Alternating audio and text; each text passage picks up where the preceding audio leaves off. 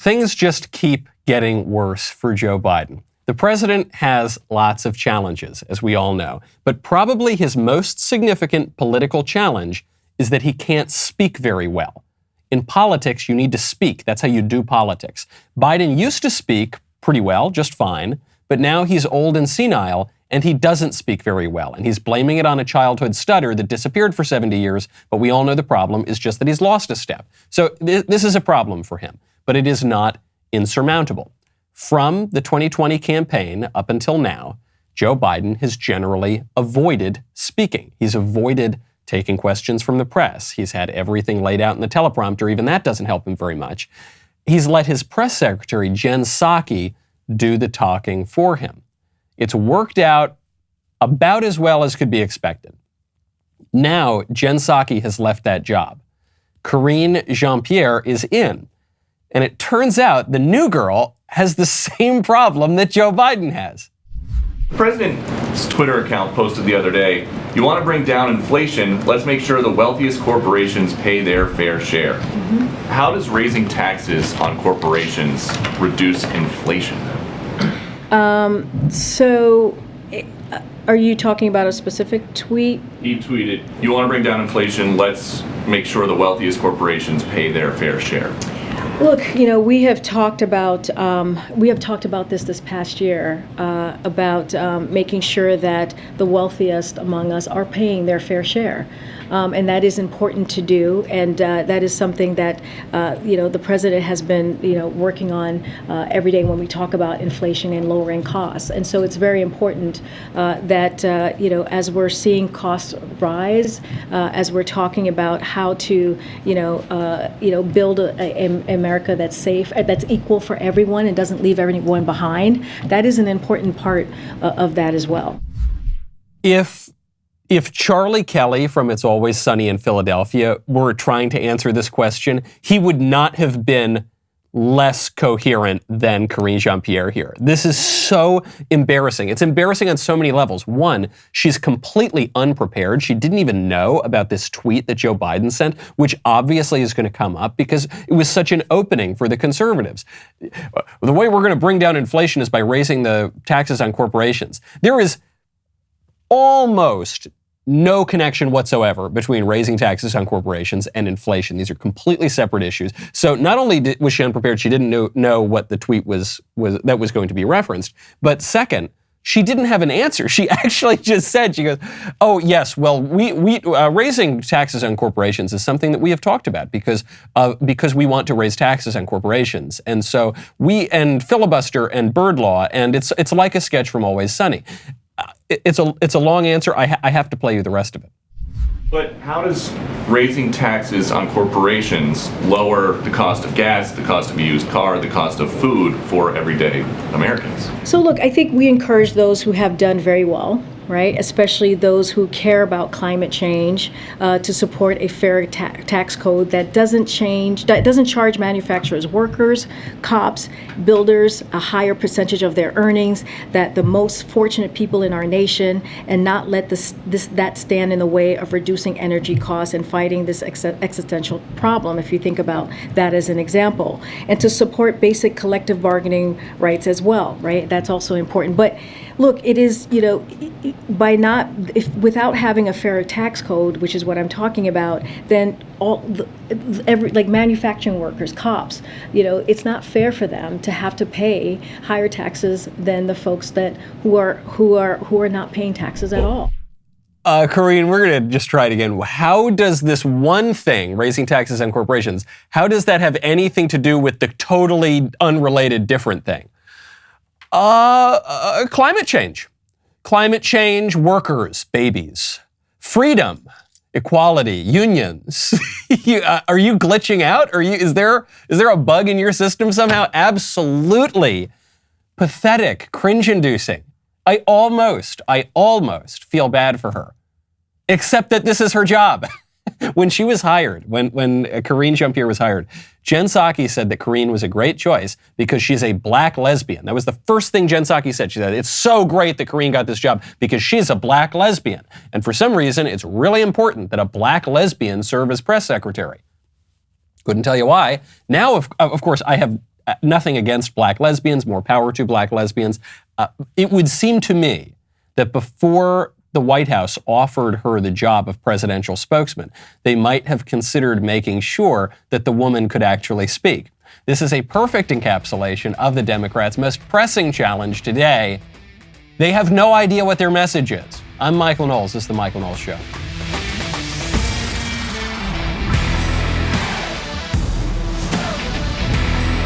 Welcome back to the show. Climate change, filibuster.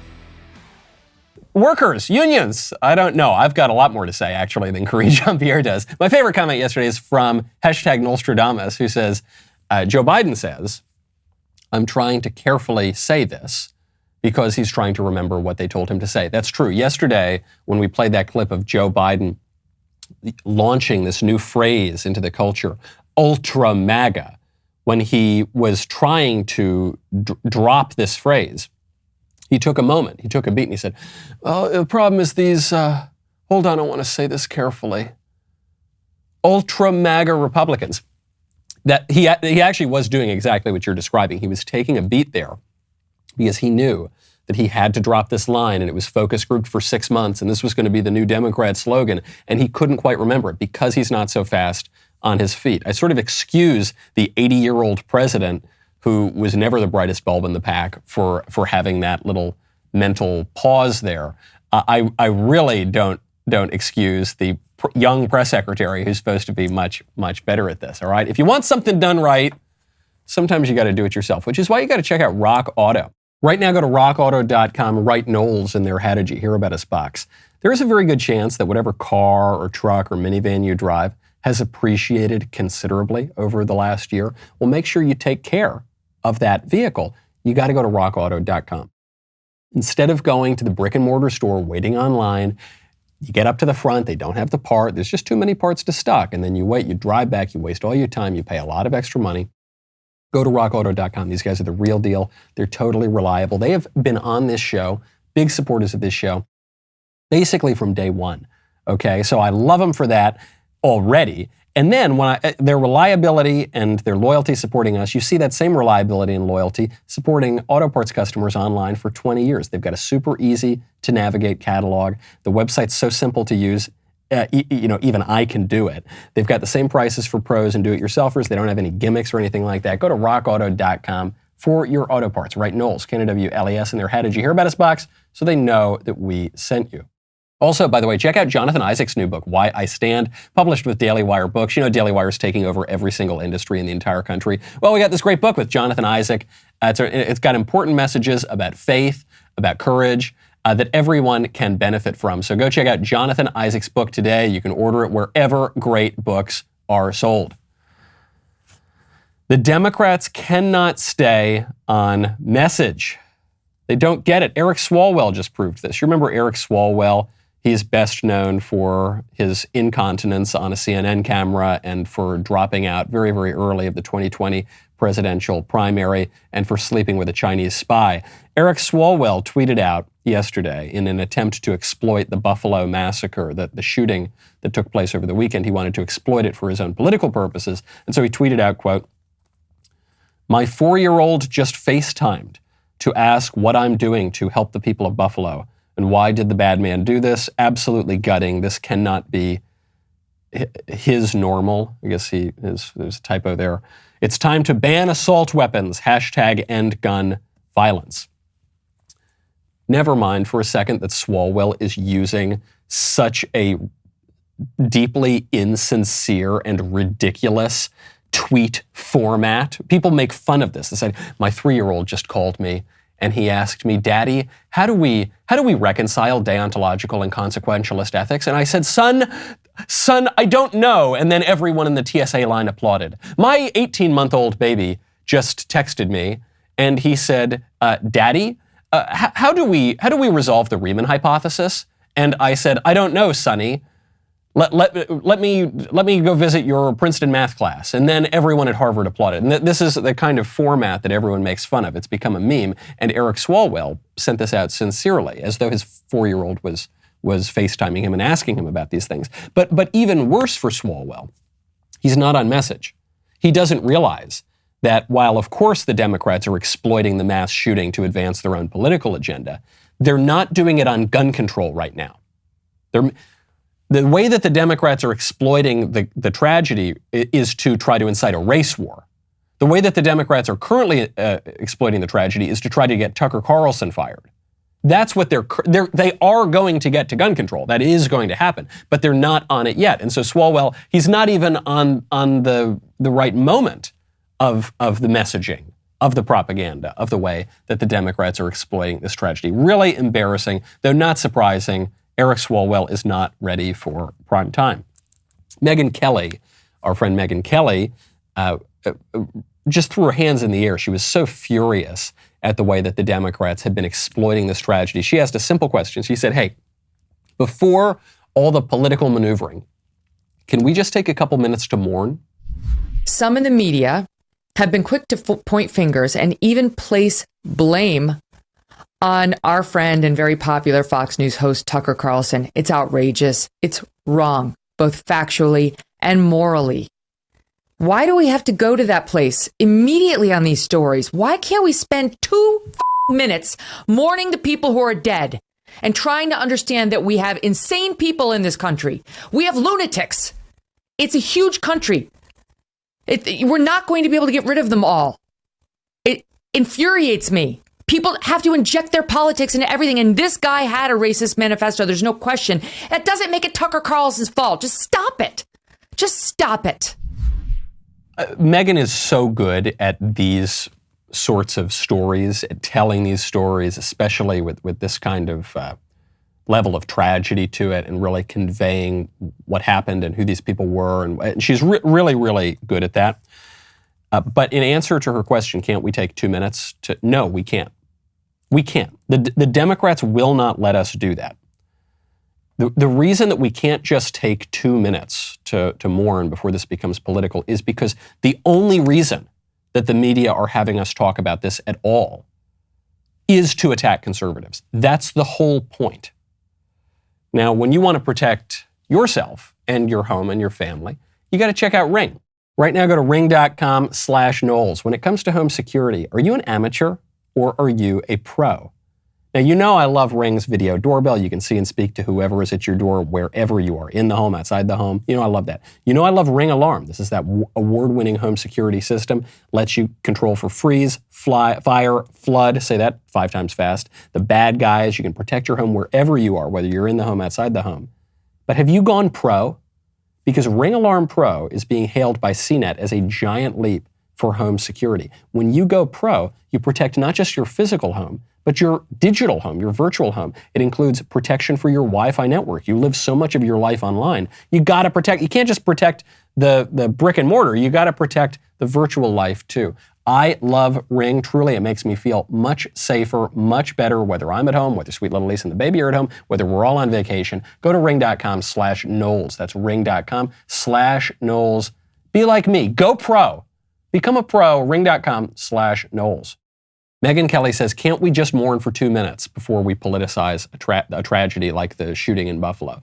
The answer is no, because if the shooting in Buffalo did not fit the predetermined Democrat narrative, if the shooting in Buffalo did not serve to advance the Democrat political agenda, we just would not be talking about it. Maybe you would have heard about it. It was a really horrific attack. Maybe you would have heard about it for a day or two, but it would have just disappeared. We wouldn't still be talking. It would be like the Waukesha killing, where a black racist drove his car into a crowd and killed a lot of white people during a Christmas parade not that long ago, just at the end of November? And you would have heard about it for a day or two, and then it would have just disappeared because it wouldn't have served to advance the media's and the political establishment's agenda. It would have been like the New York City subway shooting.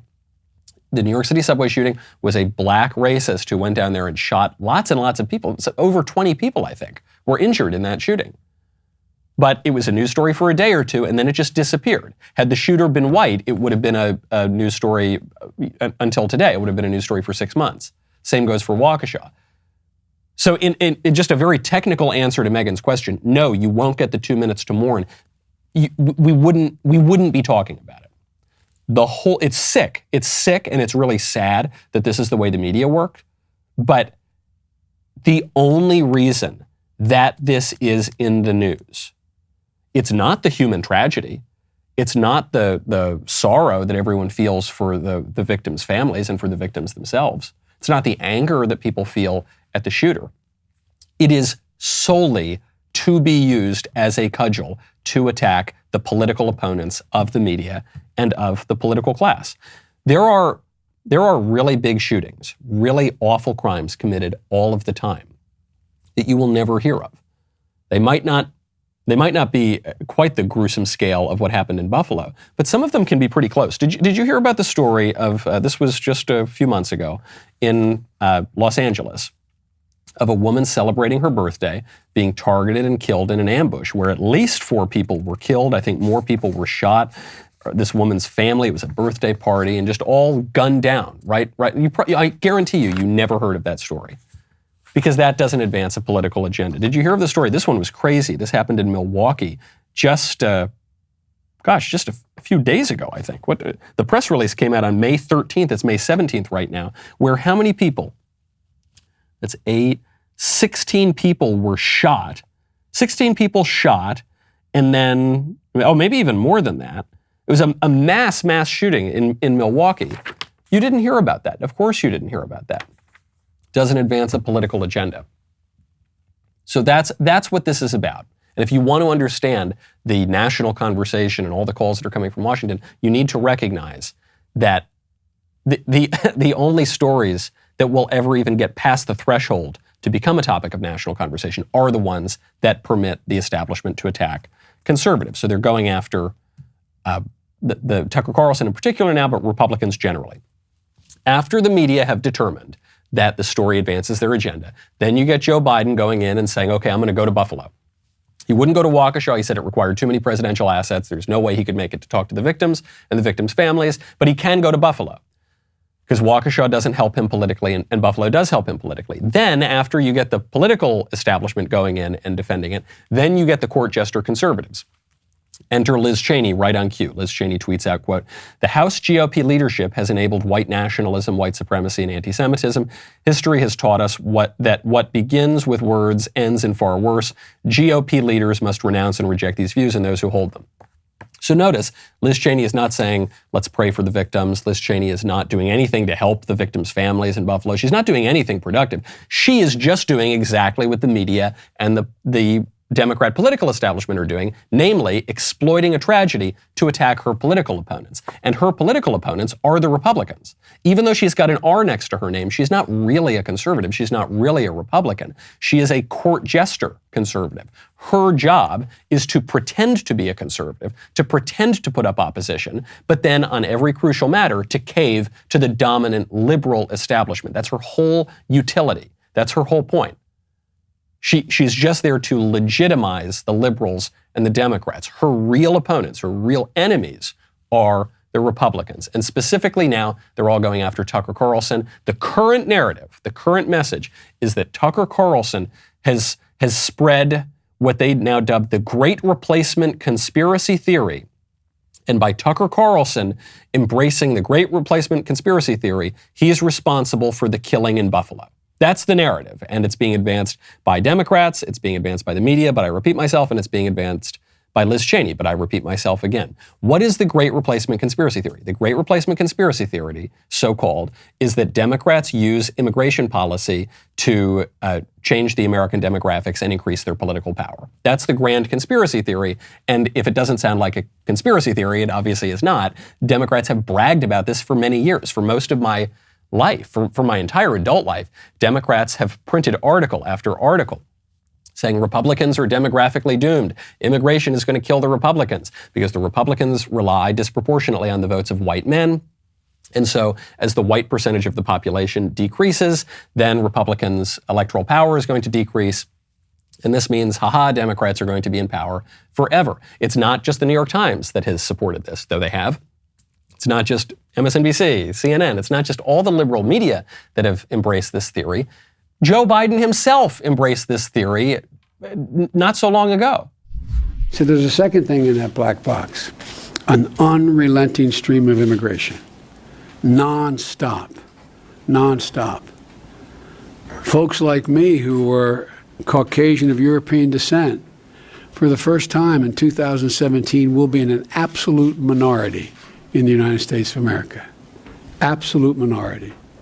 Fewer than 50% of the people in America from then and on will be white European stock.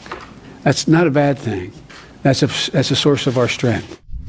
There it is. That's the whole conspiracy theory. If you're going to attack Tucker Carlson for embracing this crazy, wild conspiracy theory, then you need to attack Joe Biden for embracing the same crazy, wild conspiracy theory. And you have to attack the entire Democrat establishment and the media establishment because they're the ones who have bragged about this for decades too. Now, some of what Joe Biden said there is not factually correct. He said in the very first part of that clip that throughout the entirety of American history, going back to the 18th century, we've had a steady stream, an unrelenting stream of immigration. That's not really true. We've actually had huge periods of American history where there has been relatively very little immigration. And then really starting in 1965, when the Democrats, led by Ted Kennedy, completely changed the immigration rules and opened it up to a flood of new immigration, that's really when things started to change and really move in the direction of Democrats' political favor. But what does Joe Biden say there? He says, we're going to have, because of all this immigration, we're going to shrink the white percentage of the population, and this is a really good thing. And if you're a Democrat, there is at least good reason to think that's true. I actually don't think it's quite as simple as that, because right now you're seeing huge numbers of Hispanic voters moving to the GOP just within the past four years or so, and really starting with Trump, but then accelerating in more recent years. So there's a chance that Democrats get what they wish for, and it doesn't look like what they were hoping it would be. There's a chance that actually Republicans are going to get some benefit here as well. But certainly the Democrats think that is the case. That's what they've been writing about. That's what Joe Biden's talking about. He's saying that's a source of our strength. He might be pretending to talk about American strength, but he's certainly talking about Democrat strength at the very least. He's saying because these immigrants are more likely to identify as Republicans or as Democrats rather, then that will be a great source of strength. That'll change the country, and that's our big win. So the Democrats now are exploiting the tragedy to attack Tucker Carlson for quoting Joe Biden's own words back to him. They'll move on after this. They will exploit the tragedy for gun control. They will exploit the tragedy to go after all sorts of other people. But that is the point. That is all they're looking at. I have a piece up at the Daily Wire today on how to exploit a shooting to blame it on your political opponents. Because I read the shooter's manifesto. If you look in the shooter's manifesto, you can find something.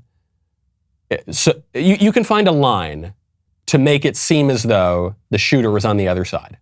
Whether you're on the left or the right, you can find a line or 2 lines or 10 lines to make it seem like the shooter is on the left. He says he's on the left. He says he's an authoritarian leftist. But you can find lines that make it seem like he's on the right.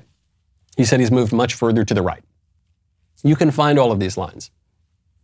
You can score points. Ding, point for the right wing. Oh, here we go. Score 1 point on the tragedy for the left wing. But it's pointless. And it's especially pointless for conservatives because the whole media apparatus right now is using this for that one purpose and that one purpose only. That is to attack you. Now, when you want to be responsible, unlike our irresponsible media, when you want to be responsible, it's very important to get your affairs in order, which is why you got to check out Epic Will. Right now, go to epicwill.com, use promo code Knowles, the foundation of your family. What do you want it to be? Do you want it to be what some other guy believes, what some other guy thinks is best, or what you believe, your faith, your beliefs? If something, God forbid, should happen to you or your spouse, who do you trust to instill those beliefs in your children? Do you think that it's the same person that the state necessarily would assign them to? If you do not have a will in place, you have no say in the future of your kids. Let that sink in for a second. If you're single and you don't think you need a will, you could not possibly be more wrong. A will allows you to establish advance directive medical power of attorney. So we're talking about what happens to you. Do you really want to leave the burden of deciding life support or not to a randomly assigned family member or a close friend? I don't think so. A will allows you to clearly communicate to your loved ones what your wishes are regarding your health. If you have not made one yet, you are not alone. I actually just finalized mine last week. We are going to make it really easy for you at epicwill.com. Use code Knowles. Love these guys. Really proud to partner with them. I'm glad they're protecting Daily Wire. Let them protect you as well. epicwill.com, promo code Knowles. That's how easy it is. Secure your future in as little as 5 minutes. Get a complete will package starting at $119 with promo code Knowles. You'll get 10% off. epicwill.com. Most important 5 minutes you will spend today. Also, leading up to the 2-year anniversary of George Floyd's death and the radical worldwide repercussions that followed, Candace Owens has taken her bold lens to the people and places that ignited the violent and racially divided aftermath. Join Candace as she goes beyond what you've been told by the media to bring the truth to light and expose the greatest lie ever told. The trailer for this explosive documentary drops tonight, 8 p.m. Central, on Candace's show. The Greatest Lie Ever Told, George Floyd and the Rise of BLM, is only available to Daily Wire members, so subscribe today at thegreatestlie.com. Tune in tonight to be the first to catch the exclusive trailer. We'll be right back with a lot more.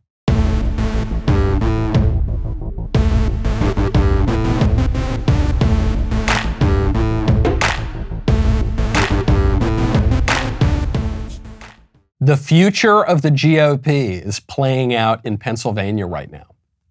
We've come down to the Pennsylvania Senate primary. There are 3 top candidates. Dr. Oz, the Turkish TV show, daytime talk show guy. David McCormick, who's former CEO of Bridgewater. He's a hedge fund guy, kind of a business Republican. He was an official, I think, in Treasury during the Bush administration. And Kathy Barnett, who was a little bit of a wild card. She was a military veteran, political commentator. She's less well known than the other 2 guys. Seems to be the more conservative candidate, more to the right, but less well known. She's really surged in recent weeks and now would appear to be among the top 2 candidates. According to a survey from Susquehanna-Napoleon Research released just yesterday, Dr. Oz has 28% of likely Republican voters. Kathy Barnett has 27% of likely Republican voters. And McCormick, I don't have his exact numbers here, but I think he's fallen fairly significantly behind. This race, I don't really do endorsements in Republican primaries. I don't live in Pennsylvania. The voters there can decide unless there are all sorts of nefarious election maneuvers to lots of mules and things like that to misrepresent the will of the voters. Although I don't think you would see that in a GOP primary. I think you'd be more likely to see that in a general election. So it's up to the Republican voters of Pennsylvania to decide. The point of this election is to see how far the Overton window has shifted. I think if you just looked on the issues here, Dr. Oz would be the furthest left candidate Dr. Oz has endorsed abortion. He's complained about pro-life laws around the country very, very recently. Dr. Oz has seemed to encourage transgender transition for minors. The guy does not seem really conservative at all. Then you've got David McCormick. David McCormick seems like a business Republican. He, on the social issues, is to the left. I think he submitted a brief to the court in defense of redefining marriage in the Obergefell case. So socially, he would seem to be more to the left. I'm not sure that he would be as far to the left as Dr. Oz. And the kind of business economic issues, he seems broadly what you would expect from a more establishment Republican type figure. And then you've got Kathy Barnett. Kathy Barnett seems to check all of the boxes on the conservative issues. So if you're just voting on the issues, probably you're going to vote, and you're a conservative, you're probably going to vote for Kathy Barnett. But then there's the question of electability. This is the old Buckley rule that you should vote for the most right viable candidate. And so Dr. Oz actually has something to recommend him here, which is that he's a very famous TV host who's got a lot of name recognition, who is more centrist than the other candidates, and Pennsylvania is a somewhat blue state, so maybe he's more electable. David McCormick, he's a self-funder, he's got a lot of money, he's mainstream, he's worked in a kind of centrist administration, so maybe he's more electable. Kathy Barnett, we just don't know. We don't know her as well. She doesn't have as much name recognition. There might be things in her past, there might not be things in her past. We just don't know. That's the decision that people are going to look at here. Donald Trump endorsed Dr. Oz. Sean Hannity is all in for Dr. Oz. The Sean Hannity show has become basically the Dr. Oz commercial. Okay. And all right, that's their prerogative. Ted Cruz has gone in for David McCormick.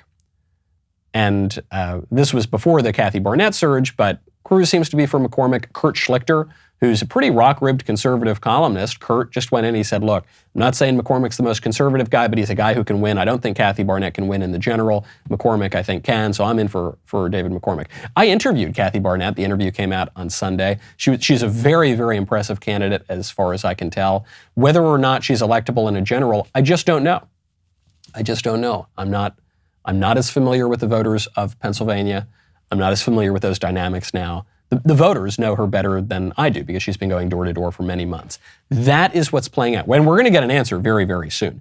How far has the Overton window shifted? If this election were happening 10 years ago, there's no question McCormick would be the choice. There's absolutely no question. Dr. Oz would probably be laughed out of the room. Kathy Barnett would probably be considered too right-wing, and McCormick would be the guy.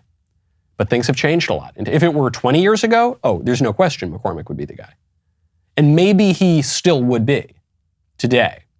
But maybe the conservatives have moved more conservative. Maybe the whole country has moved more conservative.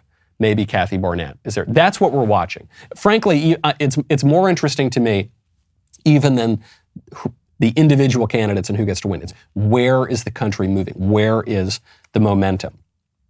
You look right now, one of the most popular governors in America, certainly the most popular governor for Republicans, but one of the most popular, period. Who is it? It's Ron DeSantis. Ron DeSantis is a conservative. He's a real conservative. He's not one of these cut it down the middle, try to split the baby guys. Ron DeSantis, anytime a conservative issue pops up in the culture, Ron DeSantis is there doing something about it in Florida. Ron DeSantis just signed a bill in Florida to make it illegal to protest outside of someone's home. DeSantis signed the Florida House Bill 1571 just yesterday. Under the law, law enforcement officers must issue a warning to protesters to disperse. If they don't, officers can arrest them. The violators will be prosecuted and punished as second-degree misdemeanors. This law will go into effect on October 1st. So this obviously is in reaction to the protests outside of the homes of the Supreme Court justices. I have this sense now that Ron DeSantis, just all day, he's just on Twitter. And he's waiting to see whatever the news story is. And you say, okay, here's the, boom, news story is there's protests outside of the judges' homes. Okay, I need a law. Get me a law right now. I'm going to sign it. We're going to make this illegal. Here we go. It's now illegal. The news story is there's a plus-size swimsuit model on Sports Illustrated. Okay, so get me a law. No, there will not be plus-sized swimsuit models in Florida. Okay, that's banned. We're getting, the story is that Eric Swalwell's pushing for gun control. Okay, we are, in the state of Florida, we are going to mandate that every baby has an AR-15. Yeah, especially now because abortion is threatening the babies now more than ever. That's what we're doing in Florida. And he's so freaking good at this. The guy is in the news every day because every national issue, and especially every issue that matters to conservatives, he's there doing something about it. It shows you the advantage that governors have over senators and congressmen and cabinet officials in terms of running for president. Because senators right now, you might have the most rock-ribbed, reliable conservative senator in the world, but if the senators are in the minority, if there's a Democrat in the White House, the senators can't do very much. Congressmen certainly can't do very much, and cabinet officials, former cabinet officials, can't do anything at all other than give speeches. But the governors can go in there and pass whatever the bill is. Whatever the cause du jour is. Eric Swalwell tweets about how his 4-year-old's FaceTiming. Okay, we've got a new law in Florida. 4-year-olds are not allowed to FaceTime. You've got to be 5 years old to FaceTime. That's what we're doing in Florida. That's what we're doing for America. And it's very effective. It's a very effective way to get your name into the news cycle, to put yourself up in the pecking order when you're looking at the presidency. And it shows you where that Overton window shifted, by the way, folks. If you had told me 5 years ago that education was going to be the biggest issue or one of the biggest issues in 2022, 2024. If you told me that getting LGBT ideology out of schools was going to be one of the biggest issues in 2022, 2024, I would have laughed at you. I would have said that's a conservative pipe dream, but that's not really what's going to happen. And then it did. That's the shifting pendulum. That's the shifting Overton window. How far can it go by this election cycle, by the next one? That remains to be seen. Some candidates, unlike Ron DeSantis, do not have very good political instincts. I'm thinking of the anti-DeSantis, the opposite of Ron DeSantis, namely Beto O'Rourke. Loses the run for Senate, loses the run for president. Now he's running for governor of Texas. Beto O'Rourke, at the moment in which the pro-life movement is probably at the height of its influence, at the moment in which the pro-abortion movement is probably at the absolute lowest point of its influence among voters and among the institutions, Beto O'Rourke shows up to The View to demand no limits on abortion whatsoever. Once the kid is born, it's bye-bye, baby. That's right. But I do want to press further, because you're a progressive hero. There are so many people around the country who admire you and your leadership. Do you believe in any limitations on abortion, whether it's the third trimester or up until even the final months, 9 months? I think Roe versus Wade, which we should remind ourselves is still the law of the land today, is the reference point that I would look to. And the way I think I can best express this is that I trust women. We should all trust women to make their own decisions that are in their best interest for themselves, for their health care, and for their future. That's the way it's been literally my entire life. I'm 49 years old. I'll be 50 this year, but that's the way it should be going forward. But let me just finish this point super quickly. In Texas, under Greg Abbott's watch, 100 kids lost their lives last year in the CPS, Child Protective Services System in Texas, under the care and the custody of the state of Texas. If he cared about life, he would have cared about those kids, but he cares about political points and control and power over women's bodies. And he loves his guns, too. So pathetic, so weak coming from Beto O'Rourke. Listen, this is a very sad story. Kids died in the foster care system. And if Greg Abbott really cared about life, he would have killed those kids much sooner. He wouldn't have let those kids live for however long they did live. He would have killed them much sooner. That's how you care about life. Why is he even talking about the foster care? Yeah, find me a Republican who thinks that the foster care system's just perfect, or thinks that there's no way to improve the foster care system. Give me a break. There's no Republican there. It's a complete straw man. And if you really cared about, listen, buddy, we're talking about abortion, and your view on abortion is so hideous, morally idiotic, and unpopular that you don't want to talk about abortion, and you want to move on and talk about foster care. Okay, you want to talk about foster care? Let's talk about foster care.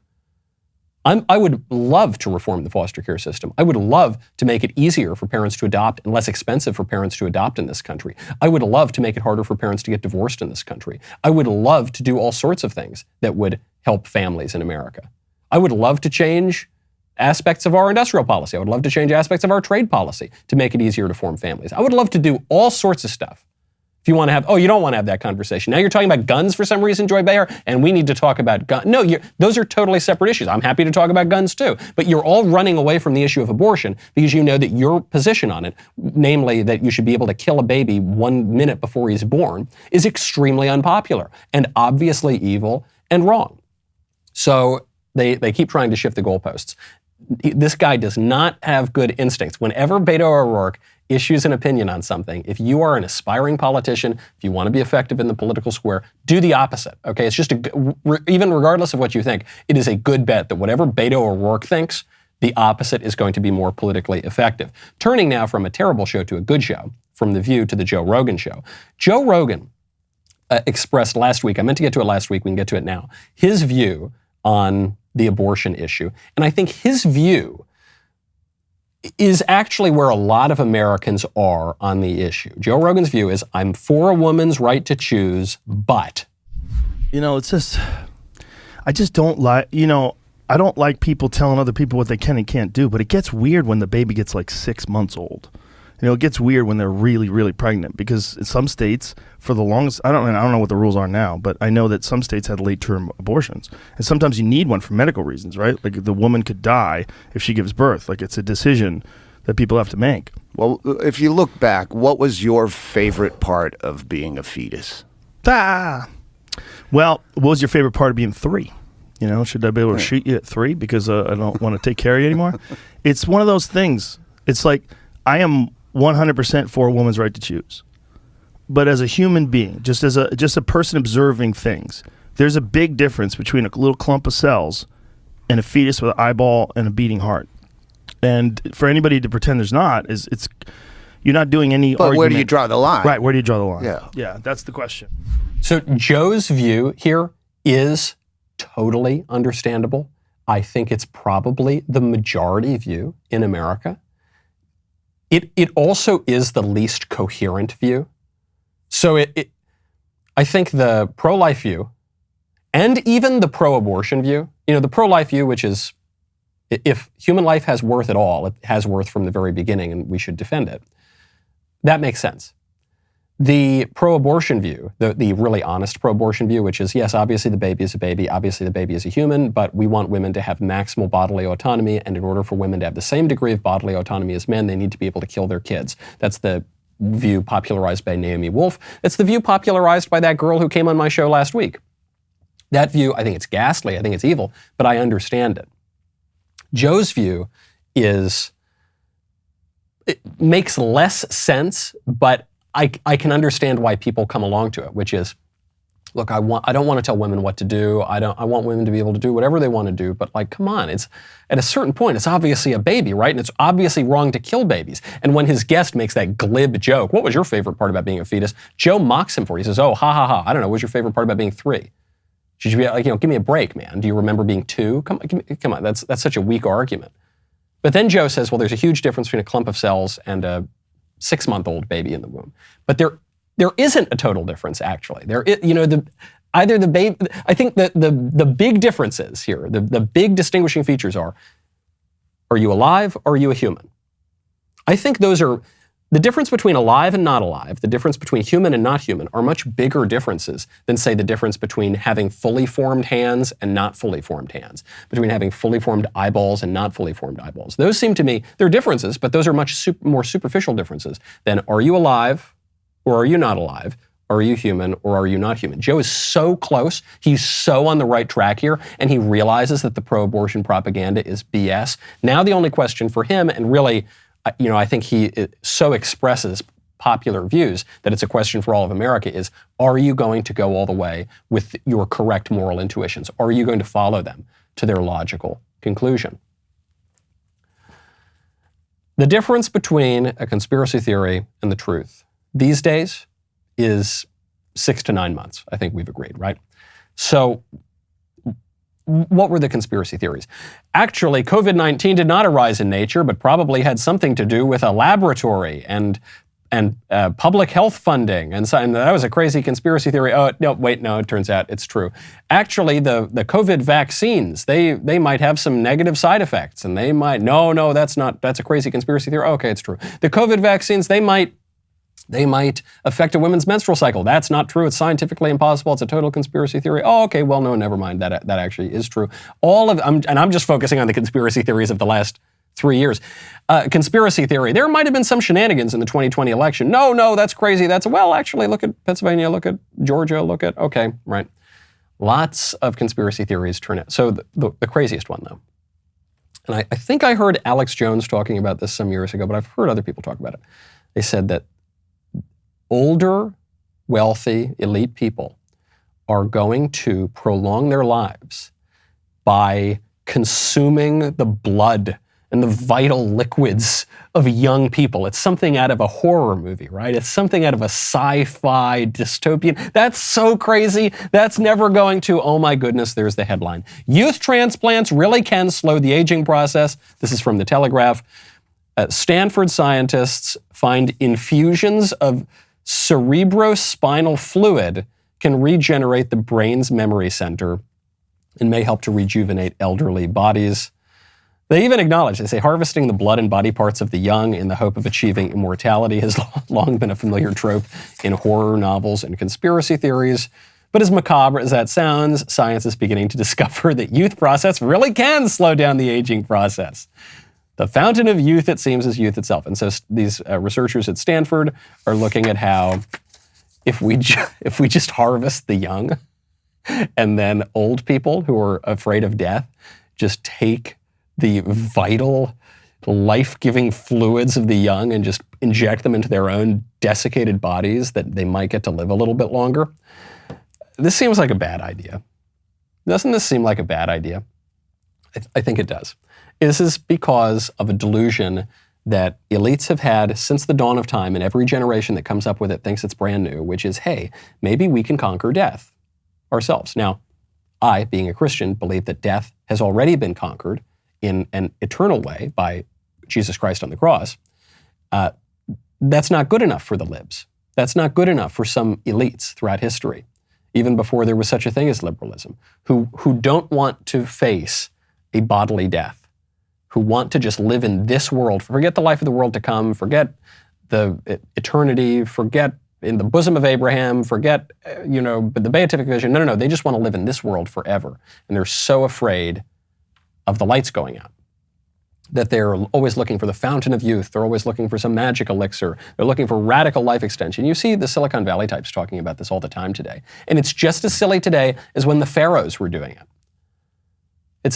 It's not going to work forever, and it's sick. It gets to an especially pronounced cultural issue today, which is the refusal of people to grow up. You need to grow up. Growing up is not a bad thing. Growing up is a very good thing. We have a society of overgrown babies these days because no one wants to actually grow up and mature. This is why we have the phrase adulting. When 35-year-olds finally figure out how to pay their bills, they say, I'm adulting. Oh yeah, I finally filed my taxes. Totally adulting. No, you should have been doing that for many years at this point. And now people get married, much, much later. If they do have children at all, they have children much, much later. They say, I'm adulting because I did. And look, people suffer from infertility, often as a result of delaying these sorts of things. But very often, people will choose not to get married, will choose not to have children. And the reason that they'll choose that is because they want to continue to go to brunch like they did when they were 22 years old. They don't want to move on to the next. They're so afraid of losing their youth. They want to just sit at home and do all the things they did as children and not put those things away. You have to put those things away. And it's true, I'm not just beating up on the millennials, my own generation. It's true at the upper end of that spectrum too. Sometimes it's time to move on. How come we still have baby boomers as president? Actually, Joe Biden's not even a baby boomer. We went backwards. We had a baby boomer president in Bill Clinton. We had a baby boomer president in George Bush. We had a Gen X president in Barack Obama. Then we had a baby boomer president. We went back in Donald Trump. And then we went back even further, if you can believe it, to the generation before the baby boomers with Joe Biden. There's no moving on. There's no handing off I don't even blame the boomers. The millennials don't seem particularly ready for it. And the boomers have totally messed up the society from the mid to late 20th century. So there are problems all around, and I think a lot of it just gets to not accepting this fact of time, not accepting this fact of aging, not accepting the fact of death. You're going to die someday. That's one of my favorite Twitter accounts, is the death reminder, the memento mori. You will die someday. In my office at the Daily Wire, I have a picture, a print of Caravaggio's painting of St. Jerome, who's writing, he's translating the Bible, and he's got a skull right there, the memento mori. You are going to die. It's good to remember that you're going to die because that will motivate you to do the right thing today, to get your affairs in order. It will actually, ironically, put you at far greater peace than if you think that you can live forever by sucking out the spinal fluid of young people. Don't do that, folks, okay? You're not going to live forever. This is so much of this public health neurosis and insanity of the last 2 and 3 years now has come because of people's irrational, ridiculous fear of aging and sickness and dying. Before we go to, there's just an important point here. Misinformation is being spread on this. The White House just tweeted out, when President Biden took office, millions were unemployed. There was no vaccine available. In the last 15 months, the economy has created lots and lots of jobs and blah, blah, blah. Now, of course, that's fake news. That's misinformation. More than 3 million Americans were fully vaccinated, and more than 18 million had at least one dose of the vaccine by the time Joe Biden was inaugurated. Joe Biden himself was vaccinated by the time he was inaugurated. So that was fake news. That was disinformation. Is the Disinformation Governance Board, the new Ministry of Truth, are they going to go after the White House for that? I sincerely doubt it. Is the White House ever going to get on message? Not with a press secretary like this, not with a Democratic Party like this, which has nothing, which is gasping, which is desperate, which is running on straws. Expect more desperation tactics. Expect more of this ugliness, the exploitation of tragedy, the invective, the insults, the horrible smears. We have only entered the 2022 campaign season. Buckle up. I'm Michael Knowles. This is The Michael Knowles Show. See you tomorrow.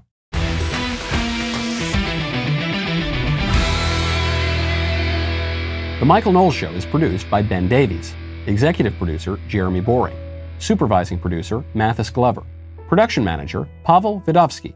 Editor and associate producer, Danny D'Amico. Associate producer, Justine Turley. Audio mixer, Mike Coromina. And hair and makeup by Cherokee Hart. The Michael Knowles Show is a Daily Wire production. Copyright Daily Wire 2022. Today on The Ben Shapiro Show, the left decides Tucker Carlson is responsible for a racist mass shooting in Buffalo. Liz Cheney slanders the GOP as complicit in white supremacy. And the Biden administration tries to tax its way out of inflation. That's today on The Ben Shapiro Show. Give it a listen.